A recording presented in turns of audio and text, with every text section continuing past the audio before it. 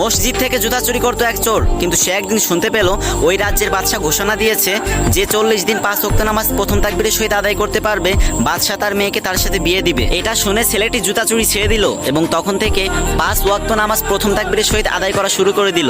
এবং এভাবে করতে করতে 39 দিন কেটে গেল এবং বাদশার কানে খবর গেল একটা জুতা চোর 39 দিন ধরে 5 ওয়াক্ত নামাজ প্রথম তাকবীরের সহিত আদায় করতেছে। এটা শুনে বাদশা চোরটাকে রাজদরবারে ডেকে পাঠালো এবং বলল, তুমি আমার মেয়েকে বিয়ে করো। কিন্তু আশ্চর্যজনক ঘটনা হচ্ছে 40 দিন কেটে যায়, 41 দিন কেটে যায়, 42 দিন কেটে যায়, কিন্তু চোরটার আর কোনো খোঁজ খবর থাকে না। তারপর বাদশা সেই চোরটাকে খুঁজতে খুঁজতে অবশেষে পেয়ে গেল এবং বলল, আরে আমি তো আমার মেয়ের সাথে তোমাকে জোর করে বিয়ে দিচ্ছি না, তাহলে তুমি পালাচ্ছ কেন? তখন জুতা চোর বলল, হুজুর আপনি জানেন না আমি ভালো মানুষ না, আমি একটা জুতা চোর। বাদশা বলল, তাও আমি আমার মেয়েকে তোমার সাথেই বিয়ে দিব। তখন যুবকের চোখ থেকে টপ টপ করে পানি পড়তে লাগলো এবং বলতে লাগলো, হুজুর বিশ্বাস করেন আমি 40 দিনের দিনেও রাজকুমারী আর রাজ্য হাসিল করার স্বপ্ন দেখেছি, কিন্তু 40 দিনের শেষ নামাজের শেষ রাকাতের শেষ সেজদায় আমি জান্নাতের প্রশান্তি পেতে শুরু করলাম। আমার অন্তর প্রশান্তিতে ভরে গেছে, আমি জীবনের সব খুশি ভুলে গেলাম। হুজুর আমার চাই না, আমার রাজকুমারী চাই না, আমার রাজ্য চাই না, আমি শুধু নামাজের সেজদায় গিয়ে ওই জান্নাতের একটু প্রশান্তি পেতে চাই। এইসব কথা শুনে বাদশা নিজের চোখের পানি ধরে রাখতে পারলো না এবং বলল,